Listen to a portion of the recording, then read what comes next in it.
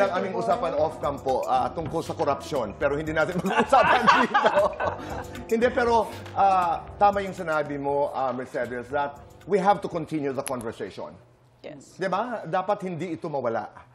Dahil yung outrage, yung galit, yung ating reaksyon, parati na lamang, ay, tapos na, wala na, nakali. Hindi. We must remember. Yes. Pero kung meron tayo munang uunahin, dahil ito ang ating pag-uusapan ay ating kapatid, pero bago yan, you know, you both started sexy. Yes. Di ba? Kung tutuusin sa inyong mga karera. Pag nililingon nyo yan, and you remember how you started, natatawa ba kayo? Nanggigigil ba kayo? May regrets ba? I mean, how do you feel? I guess may mga pelikula na may mga regrets. Meron. Meron naman. I think it's normal, especially when you're starting as an actor. Kasi hindi mo pa alam, well ako personally, hindi ko pa kasi alam kung paano mamili, paano i-navigate itong bagong mundong ito sa akin before. But, lahat din naman or most of the films that I did, na kailangan kong i-expose or i-bear yung sarili ko, conscious naman ako and tinatanggap ko kung ano yung responsibility na kailangan ko, kaya ako siya ginagawa. Oh, pero thank you for saying that. Kasi ako naniniwala din ako, hindi man ako nagpa-sexy, pero meron din ako mga regrets.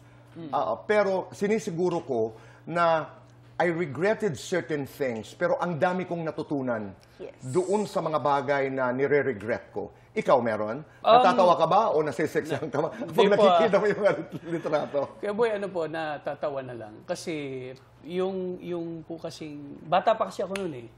18 years old, so... Tingnan mo sarili mo. Wow. Oo, di ba? 18 years old ako noon, so... na-enjoy ko lang. Tapos, yung pagpapasexy naman, may limitations naman eh.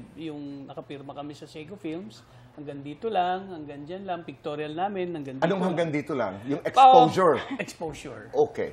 Klaro yun na pinag-uusapan. Klaro po yun, pinag-uusapan. Tapos yun pong sa love scene, swerte lang po kami noon nung panahon namin kasi comedy sexy. Okay. So yung pagla-love scene, hindi siya pag-uusapan natin yan, the Yes. art of doing love scenes, di ba?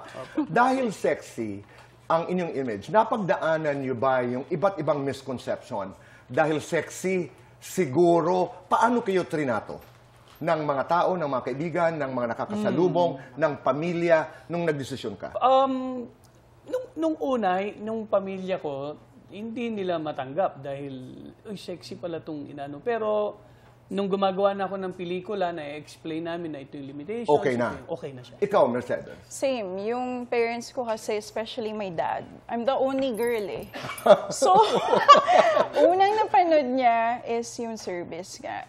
And hindi ko kasalanan ko kasi hindi ko sa kanya sinabi na may makikita ka na ganito ah. It was my fault. So, napanood niya without me knowing it. Naiintindihan ko rin kung saan siya nanggagaling. So, pag uwi ko, I was in Cannes. Tapos, pagbalik ko ng Pilipinas, hindi niya ako kinakausap for a month. Tapos, eventually, nakita na niya kung in-explain ko din sa kanya. Like, hey, in-explain ko na ito, kasama to sa trabaho. Hayaan niyo lang ako, sana pagkatiwalaan niyo lang ako sa sariling desisyon ko rin.